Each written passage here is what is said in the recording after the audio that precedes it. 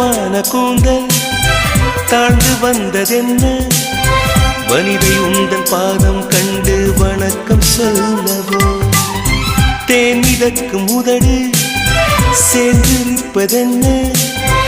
ஒன்றை ஒன்று முத்தம் இட்டு இன்பம் கொள்ளவோ மானிட பிறவி என்னடி மதிப்பு உன் கால் விரல் நகமாய் இருப்பது சிறப்பு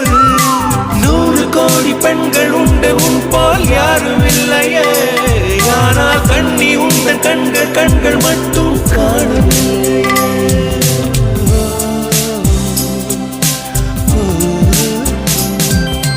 20 கோடி நிலவுகள் கூடி பெண்மையானதோ என் எதிரே வந்து புன்னகை செய்ய கண் கூசுதோ